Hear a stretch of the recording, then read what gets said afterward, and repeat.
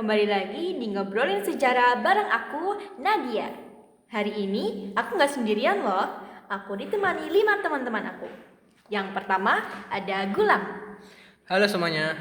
Terus ada juga Biandra. Halo, aku nggak sabar nih buat cerita tentang perjuangan Pangeran Diponegoro. Lanjut ada Abid. Hai, semoga info yang kita bawain bisa nambah wawasan kalian ya.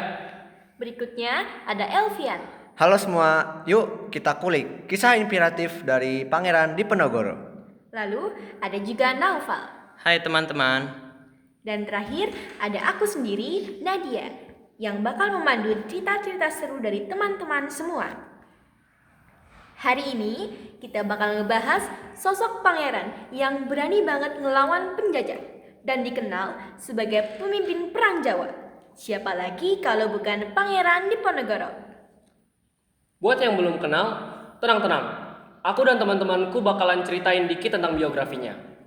Jadi, Pangeran Diponegoro itu lahir di Yogyakarta, tepatnya pada tanggal 11 November 1785.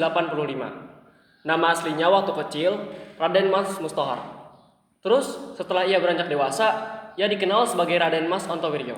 Betul, beliau adalah putra dari Sultan Hamengkubuwono III, tapi uniknya Pangeran Diponegoro nggak tinggal di istana.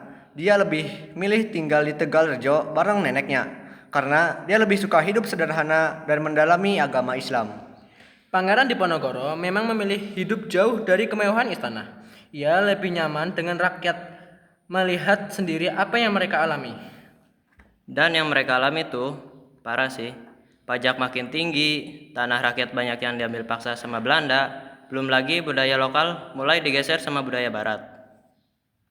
Belum lagi, waktu Belanda berani bikin jalan yang ngelewatin makam leluhur Pangeran Diponegoro di Tegalrejo, itu kayak pemicu utama kemarahannya. Dari situ, meledaklah Perang Diponegoro tahun 1825.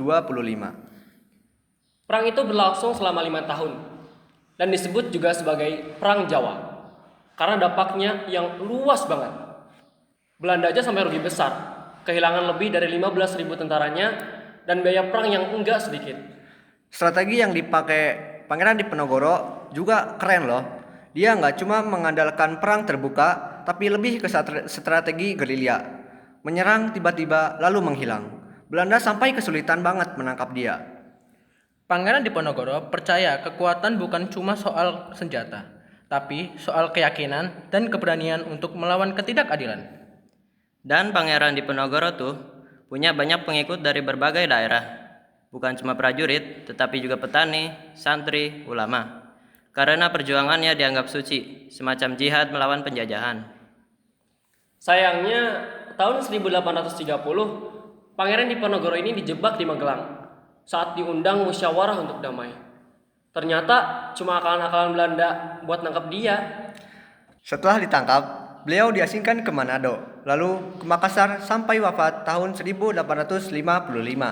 Tapi, meskipun jauh dari tanah kelahirannya, perjuangan beliau tetap dikenang. Dan sampai sekarang, nama Pangeran Diponegoro jadi simbol perlawanan. Banyak nama jalan, universitas, bahkan pasukan militer yang diambil dari namanya. Karena perjuangannya nggak cuma fisik, tapi juga spiritual dan ideologis. Inspiratif banget ya. Jadi, perjuangan Pangeran Diponegoro tuh bukan cuma soal perang, tapi soal mempertahankan jati diri bangsa. Keren banget. Kalau bukan kita yang jaga tanah air ini, siapa lagi?